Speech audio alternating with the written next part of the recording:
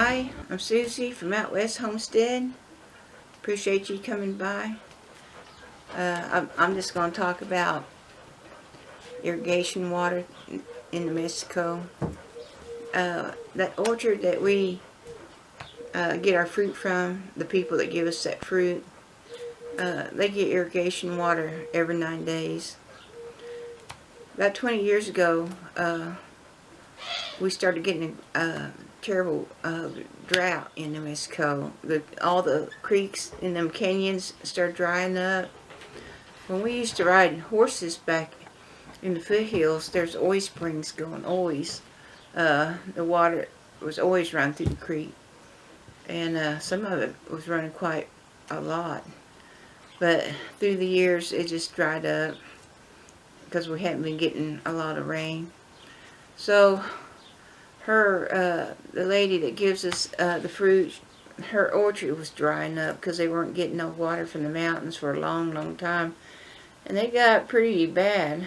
And to save them, she asked Bill, could you put a water sprinkler system in there and start watering the trees? And he said, yeah. So he put all the lines through there, and sure enough, that water system, it brought that orchard back. And we still don't get as much rain as we should. Hear a hawk. And sometimes I don't get irrigation water because there's just none up there. We got a hawk hanging around. Belle's gonna get that hawk. Belle! Well, it might get her. But anyway, so after he put that water sprinkler system in, it was wonderful. It just brought back that orchard. And when they moved there, the orchard was there, and they did have some really big old fruit trees, and they did end up dying through that drought. So she had Bill cut them down for her, and her husband says, well, I don't know why you want to put young fruit trees in. We'll never live to see them, to eat from them.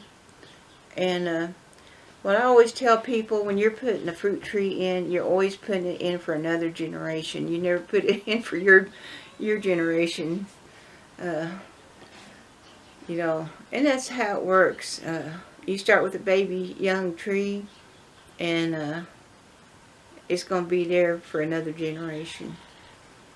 So she had the water going all through her place, so she thought, well, I'll just replace them fruit trees and put fruit trees back in it.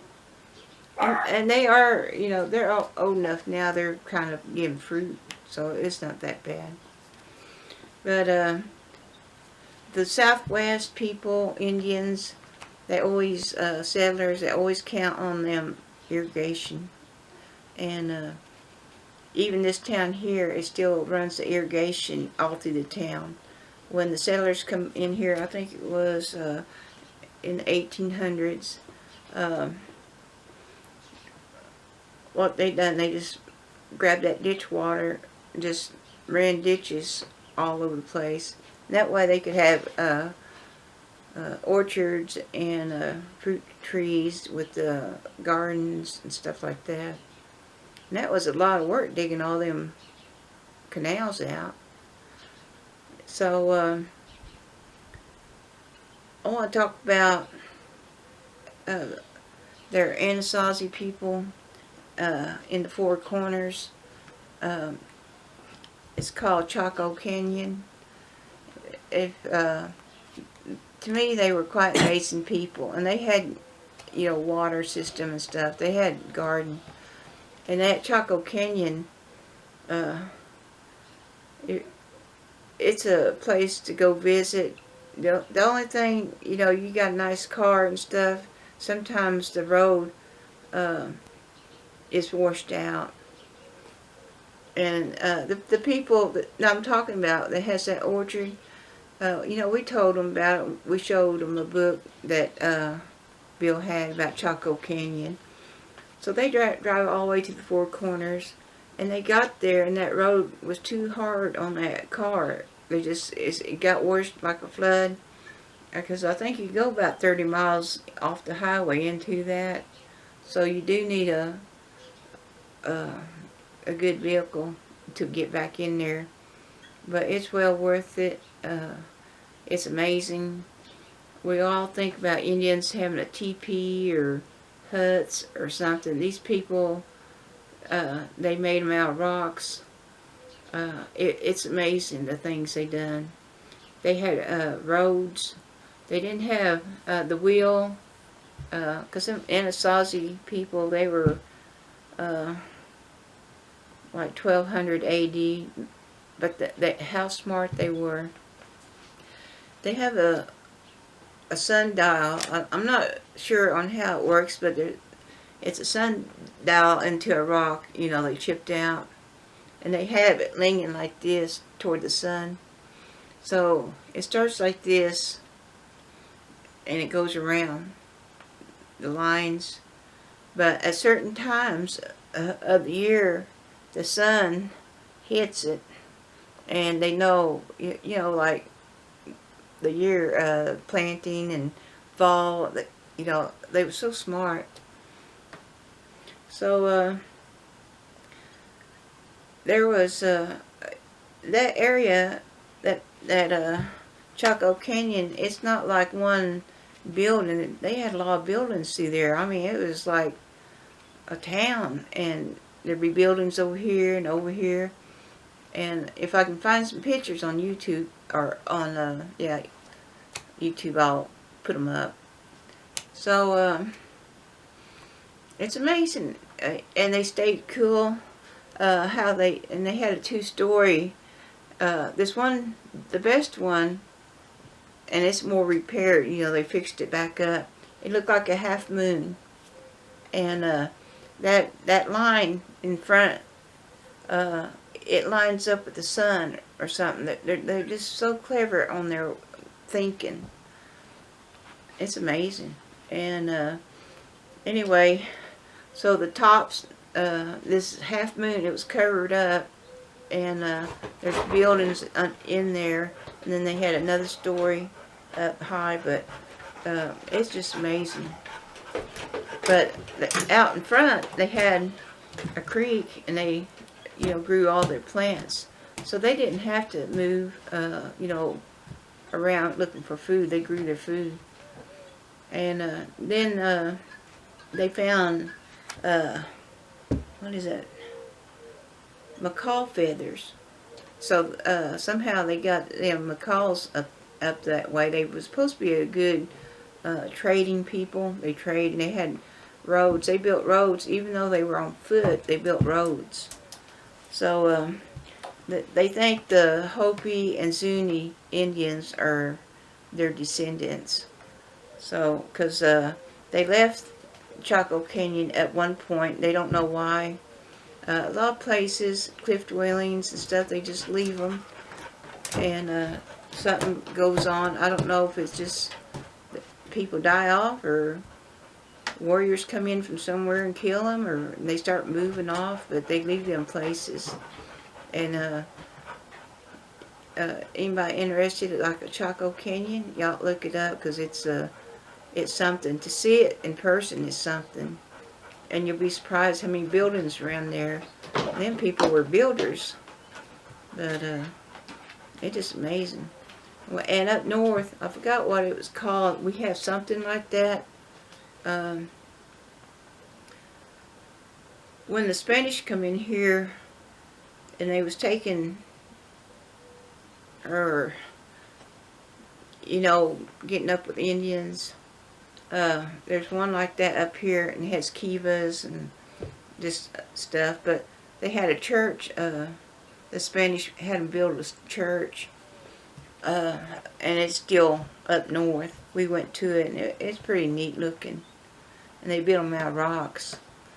And that's a lot of rock looking, because that church is big. It's old and about gone, but you know, they fixed it back up. But the water was so important to everybody you know, in these western states, especially in the desert. And it still is like that, because back in the, you know, people died over water, you know, claiming that water as their own. So there's a lot of fussing that can go on. And even today, that lady that has that orchard, she thinks somebody's stealing her water because it's at the end of the line. She's at the end of the line, and it don't come. But they don't want to go find out because they're too old, I guess. They don't want to bother nobody, but it's funny. If that was my place and not having water, I'd go find out what's going on. Because some people, they have hay fields over there. They running water, and sometimes me and Bill will see irrigation in the hay fields by her house, but then they don't get no water. So, and that's how it's been through time. You know, everybody wants to fuss over the water. So I'm just talking about, mostly I want to say about that Chaco Canyon. That is something to see if anybody ever wants to take a vacation out there. But I do want to warn you about the road. The road can get tough. But it's pretty nice to look at. So, thanks for watching from Out West Homestead. Bye. And we did get a little sprinkle last night, but no rain yet. And we're still waiting for the monsoons to get here. Oh yeah, somebody sent me a note saying that is a spam or a scam that was, and he showed a video, a link to it, and it looked just like ours. So that makes me feel better that maybe YouTube won't pull us off. I still want to do the other channel because I like get other stuff on there, like shout outs and different things. But it's kind of relief to see that. I haven't told Bill yet, and that I seen it. It's like, phew, golly, got me all excited. But we'll see what comes of it. And I'm sure it's a scam that somebody's done. They want our information. We did write them back like we didn't know what's going on, but we didn't give no information at all. We didn't put down no code or nothing. And so that makes me feel better that that might be a scam. But I gotta figure out how to get hold of YouTube. I can't figure out any links to get hold of YouTube and ask them about that channel that they're running an ad on. I want to get it solved because I got 13,500 views on that, and I'm going to lose it. But I don't know how to get a hold of them. So if anybody knows, I'd appreciate it, because before I take that channel down, I want to see what they say about it. And I just don't understand. They demonetized that back in 2017 when I started YouTube, and now they're running an ad on that. I just don't understand it. But I could use some help if anybody could find me a link or something to go to YouTube and ask them about it. I'd like to get that settled. I just hate that they do that, and I don't know if a machine does it or people do it, but it's not right. And I will take that channel down if I can't get it stopped. Alright, it's probably a hawk. See, the guineas are a watchdog. And Belle. So, I appreciate any help. So, I better go out and check. So, I'll talk to you later. Bye.